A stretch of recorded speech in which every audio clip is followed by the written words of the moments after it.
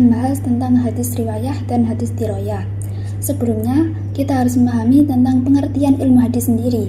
Ilmu hadis adalah pengetahuan tentang kaidah-kaidah yang dapat digunakan untuk mengetahui keadaan para perawi dan apa yang diriwayatkannya.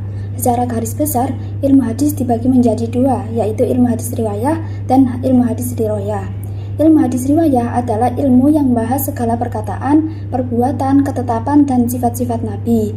Jadi, titik tekan bahasan ilmu hadis riwayah itu tidak menyinggung apakah hadis itu mutawatir atau ahad, makbul atau mardud, sahih atau tidaknya, tetapi pembahasannya lebih pada apa saja hal-hal yang berasal dari Nabi.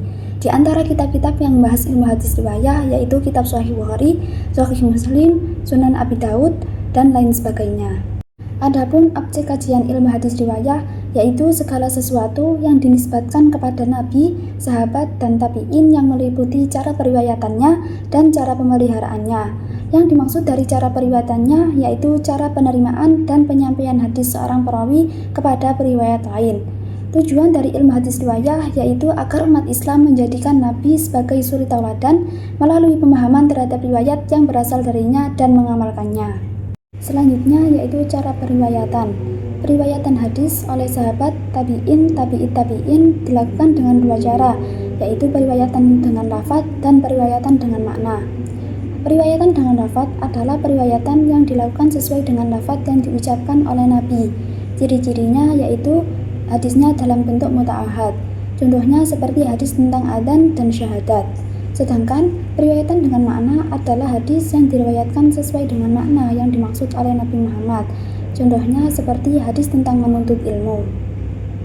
Kemudian selanjutnya yaitu pengertian hadis diroyah. Menurut bahasa, diroyah berarti pengetahuan. Ilmu hadis diroyah juga sering disebut sebagai pengetahuan tentang ilmu hadis atau pengantar ilmu hadis. Adapun pendapat Hasbi As-Sudaqi tentang ilmu hadis diroyah adalah keadaan matan, sanad, dan perawi hadis. Sedangkan tujuan dan kegunaannya adalah untuk mengetahui dan menetapkan tentang diterima dan ditolaknya suatu hadis. Sementara Imam As-Suyuti berpendapat bahwa ilmu diroyah adalah ilmu yang pelajari tentang hakikat periwayatan, syarat-syaratnya, macam-macamnya, hukum-hukumnya, keadaan perawi, dan hal-hal yang berkaitan dengannya. Adapun objek kajian ilmu hadis diroyah yaitu yang berhubungan dengan sanad dan matan hadis, sahih dan tidaknya, hasan dan dhaifnya. Kajian masalah-masalah yang berhubungan dengan sanad disebut dengan naqd as-sanad. Naqd as-sanad yaitu meliputi ittisal as-sanad, thiqah as-sanad, syadz, dan ilat. Kemudian selanjutnya yaitu perkembangan secara ilmu hadis. Ilmu hadis riwayah merupakan ilmu yang lebih dahulu lahir dibandingkan dengan ilmu hadis diroyah. Hal ini disebabkan pada awalnya umat tidak mengalami kesulitan pada aspek sanad hadis, tetapi problem yang mereka hadapi biasanya pada aspek pemahaman terhadap teks hadis itu sendiri. Setelah terjadi kasus pemalsuan terhadap hadis-hadis Nabi, barulah ada gerakan yang signifikan dalam proses penerimaan dan periwayatan hadis. Rintisan ilmu hadis telah terjadi pada abad ke-3 Hijriah, meskipun belum menjadi disiplin ilmu yang berdiri sendiri.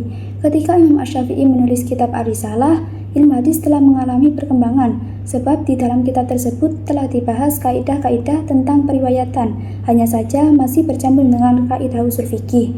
Penulisan ilmu hadis secara lebih lengkap baru terjadi ketika Al-Qadhi Abu Muhammad Al-Hasan Ibnu Abdurrahman Al-Hurmuzi menulis kitab Al-Mahid Al-Fasil Bayan Ar-Rawi wal Wa'i.